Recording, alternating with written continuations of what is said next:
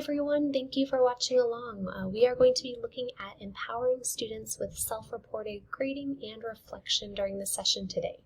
So let's go ahead and get started. So our objective for this session is to create some documents that are going to help support our students with self-reported grading and self-efficacy, which we'll review. And we are working on our new EdTech standards that are being implemented this year. And for middle school students, this Empowered Learner Standard looks like students articulating personal learning goals, selecting and managing appropriate technologies to achieve them, and reflecting on their successes and areas of improvement in working toward their goal. So for this session, we're going to focus on the latter half of that objective here, where students are reflecting on successes and areas of improvement. And we'll look at lots of tools and examples of what this could look like. So during the EdTech Professional Development Day, we set it up like a workshop. So we did a refresher on self-reported grading and student reflection. Then we had some workshop time and we shared out.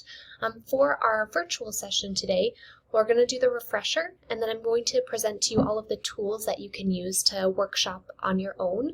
And I'll be sharing some ideas that I also gained from other teachers during the workshop as well. So let's jump into our refresher here. So we'll recap some of the main points about self-efficacy and self-reported grading. So self-efficacy, when we say we want our students to have this goal of self-efficacy, it means it's the belief in one's ability to succeed in achieving an outcome or reaching a goal. So we want to help our students with that, and there's some different things we can do to help them. One thing about self-efficacy is there have been studies that have proven that this is a skill that can be measured, that it can be influenced in a variety of ways, and it also correlates with the actual probability of success in tasks that require motivation and persistence. So all of the things that we need to do in a classroom. Some things that can influence it are listed here, and one big one that I think teachers can help with is this verbal persuasion. It's the power of feedback. And for teachers, that can be that power of encouragement, can really help students achieve this skill of being having self-efficacy. So self-efficacy in a highly engaged classroom, it looks like students tracking and studying progress, using effective verbal feedback, and providing examples of how they're doing this. So we're going to really look at how students can track and study their progress in the classroom with different tools.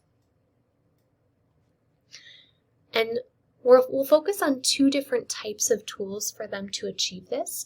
One is going to be all about self-reported grading, and then the other is going to be about self-reflection. So self-reported grading involves students assessing their own work, providing evidence of their learning, and reflecting on their performance. It empowers students to take ownership of their learning and just improve their overall self-awareness. So this is a rubric here that a teacher used in a classroom. And what's cool about this rubric is they actually broke down their entire unit into different learning goals. So they had their different learning goals up here, and then they had where students could rate their level of understanding 1 through 5, and then a spot for them to record their grades earned throughout the unit. So they could include a grade for a pretest, a grade for an assignment, a project, a formative.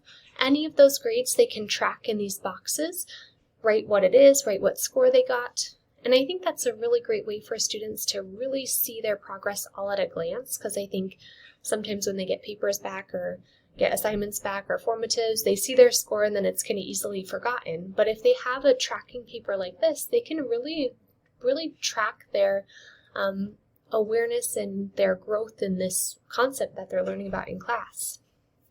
It also has this empty box here.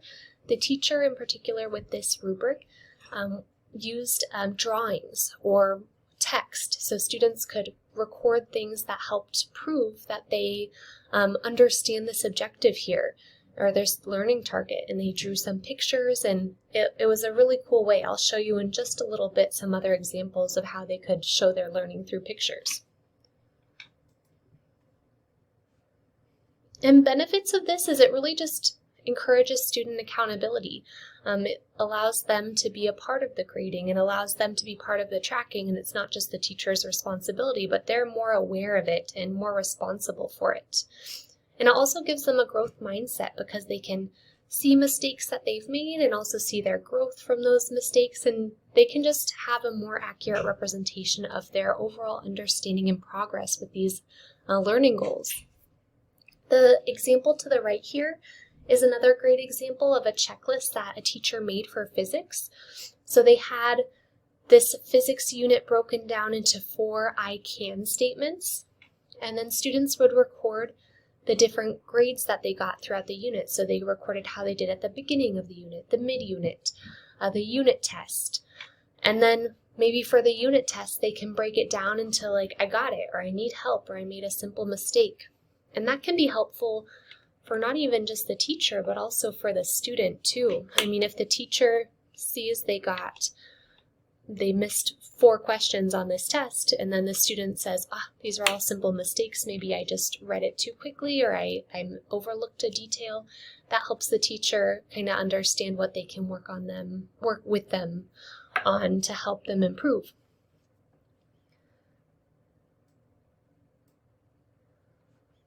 So student reflection is another part of this self-efficacy that we want students to be able to foster. So not only tracking their grading with the self-reported grading, but also just reflecting on their learning experiences and trying to identify areas of growth and setting goals. So self-reflection helps to, again, just improve students' overall self-awareness, helps them just think more analytically about things and critically think about things. And also when they're involved in learning like this, it helps to increase their motivation and engagement too, because they feel a part of it. It's not just their teacher telling them what to do and tracking everything. They feel like they're a responsible party in this, and they're able to just be a little bit more engaged and motivated. So let's look at some ways that we could have students self-reflect. And we'll look at a lot of templates I've got in our PD folder. I'll show you in just a moment. But this is one way that students can self-reflect, and it looks a little bit different than a typical reflection. I thought this one was kind of cool. It's a spoken message performance feedback form. So maybe for students who are having a little bit more trouble articulating what areas of growth and what areas of successes they had, if they're having trouble putting that on paper, they can have a conversation with the teacher instead. So this teacher had the conversation, they recorded what the student thought, and then they also they recorded the teacher feedback too. And we want this feedback to help improve learning, right? That's our whole goal for this. We want to help the student improve their learning and just be more self-aware and motivated and engaged. So one of the things the student mentioned here is that they thought they used really good vocabulary and details in their presentation, but they were feeling really nervous and they didn't have the best eye contact, maybe not the best delivery. So the teacher went through, just responded to those pieces that the student was talking about, and they were able to give some feedback to help the student improve their speaking. So helping them to maybe practice reading their homework aloud each night to just gain confidence in speaking and help them use more details, help them just with their vocabulary and when they're presenting. So another cool example of giving some feedback, but the student also reflecting themselves on how they did too. So as you're creating and working with these different templates, these are some questions I want us to think about. Is how can our student feedback improve learning? And also, how can we modify and differentiate them for different learning goals? I know in the middle school classroom, we've got all sorts of levels that we need to meet students at, and we need to help them get to these places no matter what level they're at. And in the folder that I'll show you, I have some differentiated ones that allow students to self-reflect in many different ways. This is an example from a lower elementary classroom. They're just using smiley faces, but it just kind of goes to show students can self-reflect and self-report how they're feeling about a unit or a learning goal in all sorts of different ways. So we can always find something to help them meet that goal. And then we can also think about what ways we could digitize a document, maybe like this, to help create a digital learning portfolio. A portfolio is a really good way for students to keep track of all of these learning goals and self-reported grading and progress. And I can just imagine at the end of a quarter or a unit or at the end of the year, having a digital copy of all of this where students can look back and just see their growth. I think that would be a really powerful thing, and a really powerful thing to share with families as well. So this is a filled in example of the one I showed you a few slides back, where students were rating their level of understanding and recording grades earned. And this is just such a cool example from this teacher of this ecosystem unit where they're filling in all of their different learning targets, rating levels of understanding. I love how the student is recording their grades and also saying what their grade is for. And then filling in all of the proof of learning too. They call it proof here. So the templates that I'm going to show you, I have some on Google Sheets. I have some on Canva as well. There's some in Beyond Textbooks we'll look at that are on Google Docs or PDFs. So for ways that I was thinking about digitizing one like this, I know some of you learned about Kami on the District PD Half Day, and Kami is a really cool tool where students can annotate PDFs. And actually in the workshop that we had, a teacher mentioned creating a PDF version of this and then uploading it to Kami. And Kami has drawing tools in there also, so students could actually draw in that proof box. And if they wanted to draw a picture, they could, or they could type words like they did in this bottom one. So I think there's just a lot of different options of ways where we can create digital opportunities for our students to keep track of all of these learning targets and their self-reported grading and their self-reflection, and just track it in a really meaningful way for them. So at this point is our workshop time. So for our workshop time, what I'm going to do is I'm going to pull up the District PD Half Day folder and navigate through that and show you where all of the different templates you can find are, and also give you some examples of how we looked at using them during the workshop time that we did during the half day. All right, so let me reorganize this just a minute here. All right, I'll go ahead and just move it over here. So if you are in your Schoology course, we are in the EdTech Half Day Conference Schoology course, and we are going to scroll to the middle school sessions. And then the middle school session we are looking for is towards the bottom here. It's this one called Empowering Students with Self-Reported Grading and Reflection. And once you're in there, you're going to see 6 templates, and then also a link to Beyond Textbooks. So the 6 templates here, out of these 6, the first 4 are on Google Sheets.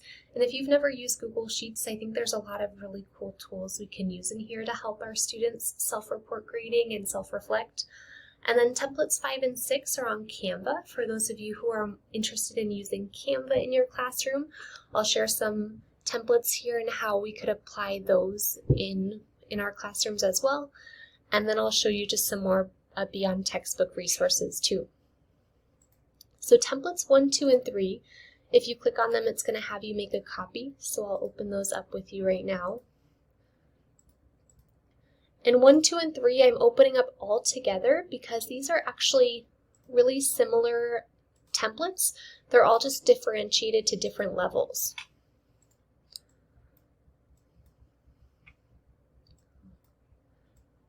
All right, so for template 1 here, template 1 we're looking at adding in a standard. So this could be used for any standard. We can add in a learning objective and then all of the different learning targets for that unit or standard. And then as students are completing this, they can check mark if they're feeling highly proficient, proficient, partially, minimally. But then what I like about this one too is that there's a spot for them to give reflection and evidence, because we don't just want to have them hit partially and then move on. We want them to be able to have a moment to say like, okay, wait, why am I feeling partially proficient? What is it that I feel like I need to improve on, or what am I feeling good about so far? So they have that opportunity to put reflection and evidence here. So the one thing about this one is if students are having trouble kind of identifying those different levels of like, what does it mean to be highly proficient or partially, these differentiated templates 2 and 3 could be really helpful with that.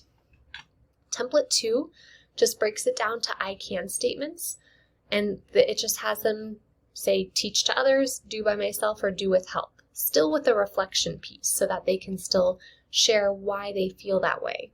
But I think for students who are having trouble figuring out which of these levels they're at, this is a really good stepping stone for them to get there. And then template 3, this, if you want to help with another stepping stone for them to get to those 3 levels, the highly proficient or partially, you can still fill it out the same way as template 1, and then give a description of what highly proficient looks like for that learning target, and then give a description of what proficient looks like for that learning target. So that way it's kind of helping them navigate where they are, where their understanding is. They have these descriptions to reference, and then they're able to check mark how they're feeling. But then also, if you scroll to the end, they still have that reflection and evidence piece. So a couple of differentiated options for this. One thing during the workshop that we came up with that we thought was really helpful is Google Sheets is great because if you're using Google Sheets, you know you can add different pages. So we even thought of using different pages to keep like track of a different a whole portfolio for the year, for example. So we could have this first standard here. I can duplicate this slide or this sheet and make a second sheet, and this could be standard number 2. And then I could duplicate this one and make standard number 3. And students could work on this same document all year long, and they could have all of their different standards included in here. So by the end of the year, they'll have all of their reflection pieces in one place, which I thought was really cool. One other thing about Sheets before I move on to the next template is if you've never played around with Sheets, these text boxes, or these check boxes, are really easy to add if you ever want to add a checkbox for if you're editing this for your own use. If you ever need to add one, you're just going to go up, let me move my screen up here to Insert, and then Insert Checkboxes right here. And then you can add it wherever you want. So if you want to edit this in a different way and create more choices, you sure can. And then the checkbox I thought was really helpful for students to just mark in there. All right, so that's templates 1, 2, and 3. I'm going to go back to the folder here and open template 4. Template 4 is also in Google Sheets, but it looks a little different. And what I like about it is it has that proof section that we looked at, where students were drawing a picture or typing out their proof. So they have a spot for you to put the unit title, the standard, you can describe the unit, put your essential questions, and then students are looking at the learning target, and in here, in this box, is where they're putting all of their proof. And if they're a little lost on what to put for proof, which I can kind of see how that can be a daunting place to start, they're like, what do I put here? You can kind of navigate them to this section where all of the essential questions are. You can say if you're not sure what to put your proof, just go ahead and look at these essential questions and see what answers you can put for those essential questions. Or look at the learning target. What can you include here that correlates with the learning target? So they have a lot of reference points here to help them figure out what proof they've got. And then there's also some drop downs on the bottom to help them. This one says rate your level of understanding, so they can still rate themselves as minimally to highly proficient. If you've never included a drop down in Google Sheets, it's also really easy. I'll go back up here. I'll do an example one in this box. you would just do insert and then drop down. And then you have your drop down here. And then on the right side of your screen is where you'll do all of the editing for your drop down. So you can put all of your options in there, however many you want, and then just hit done when you're finished and it'll update that. So if you want to edit this to make different choices, you sure can. There's also a spot at the bottom for them to add a score. So maybe a score, how they scored on their formative, for example. But if you want to include letter grades here, you could. If you want to do scores for more than one assignment, you could add different assignments here and add different drop downs for those scores. So you can really make this your own. This is just a starting point. All right, so let's just look at templates 5 and 6 here. Templates 5 and 6 are both going to be in Canva for those of you who like using Canva. And if you haven't used Canva before, it is a really neat tool to explore if you haven't used it before. So I do recommend you checking out Canva. So here's one that we were looking at in our workshop. This one's just kind of a really basic format, but it can be adapted for all kinds of units. So you can insert your standard name, students can share how they're feeling, they can do a pre-test and post-test grade, how much they improved, some reflection pieces. So this one kind of includes all of those self-reported grading and reflection pieces that we want students to develop. With Canva, if you share this link with students, and I'll go up to the top right to show you what I mean here. So you would have to make your own copy. If you're clicking on this link in the folder, it's going to be my copy that you're viewing. So you would want to make your own copy first, which I can show you on this side. You just go to File, Make a Copy, and then you've got your own copy. And then if you want to share this with your students to fill out, you're going to go to Share on the top right. And then anyone with the link can view. So you could copy that and share it with students. But then with students, they'll have to make their own copy and then share it back to you in some way. So at the workshop, we were trying to figure out the best way to do this because we probably don't want 80 emails coming your way, plus 80 plus emails with all of these students' reflections being emailed. But you could really easily put a Google Doc in your Schoology folder and just put something in there that says, paste your link for your self-reflection page here. So in the Google Doc, they can just put their link there. It's in a Schoology assignment, so they are easily able to just submit it on Schoology. And then whenever you want to look at it, you can just go into your Schoology folder and see the links that they shared. So for this one, you'll just have to work with them on being able to make their own copy, because once they make their own copy, that's when you can start to edit it and update it. But I really like how this includes so many different pieces, and it can really be applied to any standard or subject that you're working on. This one, the last one I want to show you here in Canva, is one that I use in math class with my Math Reach students. So it's a formative tracker page. What's great about this one is they can reflect on the formative that they're taking, and then when we're reviewing the answers in Reteach, they're able to figure out if they got it right or if they got it wrong, why they got it wrong. So this is really helpful because, again, like if a student got a 1 out of 5 on a formative, I think that they just don't understand the material. But then maybe as we're going through this, this tracker, I can see that, okay, they made a simple mistake for most of these. Maybe they're just having trouble with their math facts. Like they get the concept and they know how to do this skill, but they just keep making some kind of math fact mistake. So I can help them with that. Or maybe they just keep misreading the question, and as soon as they read it carefully or out loud, they're able to get it. And then I'll be able to help them with those specific skills. So there's lots of different ways you can use this one. One teacher mentioned in the workshop that on Mondays, in their Reteach class, she's going to give them this tracker as well as their justifications of the formative work that they did on Friday. So they'll look at their justifications, they'll fill out the tracker, and then that way if any students are still making up the formative, she's not going over it directly with them, they're just working on that reflection piece. And then maybe the following day they can fill out part 2, which is going over all of the answers and then adding in if they got it right or if they got it wrong and why they got it wrong. And then there's also a spot for students to share any notes that they're feeling about that specific formative too. So again, a self-reported grading piece, and then also some self-reflection piece too. Right. So we have lots of templates that you can work with.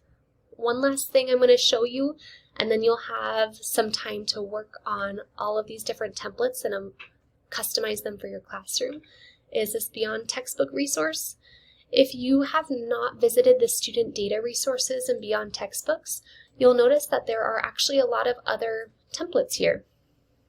So you have some different formative trackers. The one we just looked at on Canva, I actually have a PDF and Google Doc version here if you like. There's some other self-evaluation tools. So feel free to use any of these. And once you get them, you have all of the different file formats. If there's something you want to create and add to Kami so students can annotate it, you can use the PDF file version of it.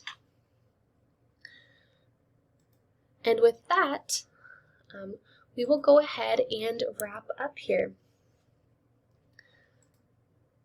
So as you are working on your different pieces, I just want you to think about what you learned or made today and how you could incorporate self-reflection and self-reported grading in your classroom.